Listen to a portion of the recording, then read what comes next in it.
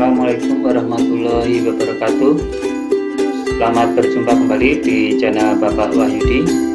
Pada pertemuan hari ini kita akan membahas mengenai kultur stelsel atau sistem tanam paksa yang dilaksanakan oleh pemerintahan kolonial Belanda dari tahun 1830 sampai 1900-an. Nah, untuk membahas materi tersebut, pasti kalian pernah minum teh manis, kopi, maupun pernah melihat rokok. Nah, ternyata teh, tebu, kopi, dan tembakau merupakan tanaman wajib yang wajib ditanam pada saat sistem tanam paksa berlangsung. Untuk lebih jelasnya, mari kita bahas terlebih dahulu apa saja yang menjadi penyebab atau latar belakang pemerintahan kolonial Belanda melaksanakan sistem tanam paksa. Yang menjadi penyebab yang pertama adalah adanya revolusi Belgia, yaitu waktu itu Belgia itu ingin memisahkan diri dari pemerintah Belanda. Itulah yang menjadi latar belakang kenapa sistem tanam paksa berlangsung. Terus alasan yang kedua adalah karena adanya perang Diponegoro yang berlangsung dari tahun 1825 sampai 1830. Kedua perang tersebut merupakan yang menjadi penyebab kas Belanda kosong, sehingga pemerintah kolonial Belanda menerapkan sistem tanam paksa, yaitu menanam tanaman wajib yang laku di pasaran Eropa, yaitu pohon teh, pohon kopi, pohon tebu, pohon tembakau, dan pohon kinang. Itulah tanaman-tanaman wajib yang ditanam pada saat pelaksanaan sistem tanam paksa. Nah, tanam paksa ini dilaksanakan oleh seorang gubernur jenderal yang bernama Van den Bosch. Dalam sistem tanam paksa terdapat peraturan yang harus dilaksanakan oleh penduduk, yaitu yang pertama, setiap warga harus menyediakan 1/5 bagian tanah yang dimiliki atau 20%-nya untuk ditanami tanaman wajib yang laku di pasaran Eropa. Peraturan yang kedua, jika penduduk tidak mempunyai tanah, maka wajib bekerja di kebun-kebun milik Belanda selama 65 hari atau 1/5 tahun.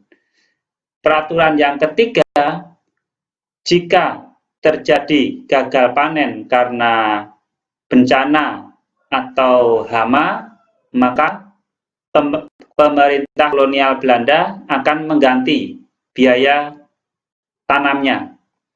Sedangkan peraturan yang keempat, tanah yang ditanami tanaman wajib itu bebas pajak.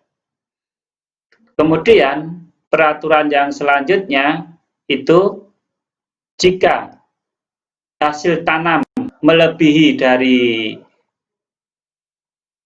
pajak yang diinginkan pemerintah kolonial Belanda, maka hasilnya akan dikembalikan lagi kepada rakyat atau penduduk.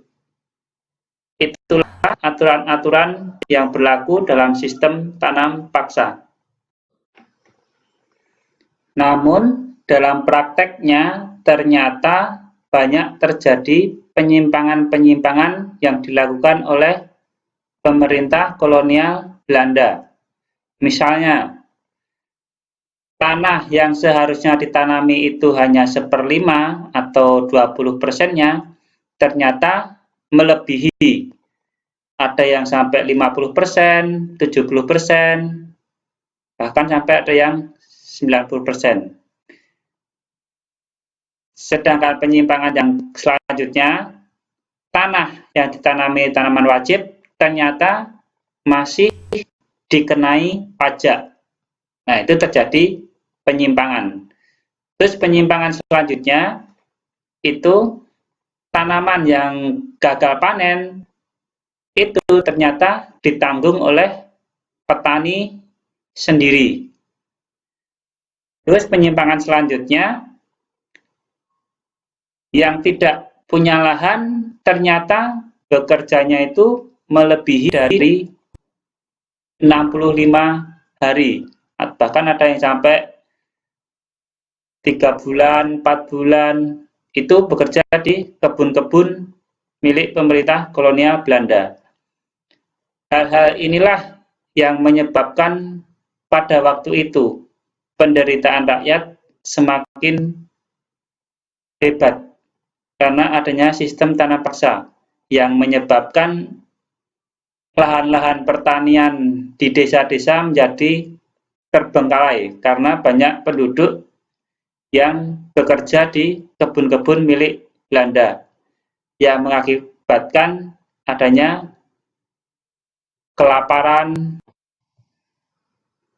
Selain dampak negatif, sistem tanam paksa juga mempunyai dampak positif. Yang pertama, rakyat Indonesia mengenal tanaman yang laku di pasaran Eropa.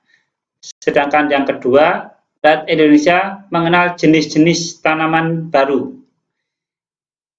Itulah hal-hal yang diakibatkan oleh sistem tanam paksa yang dilaksanakan oleh pemerintah kolonial Belanda.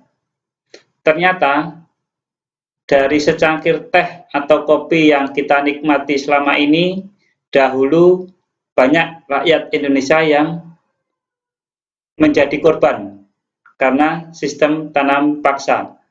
Untuk itulah, mari kita menghormati jasa-jasa dari para pendahulu kita yang telah berjuang sehingga kita dapat hidup di era yang sekarang ini.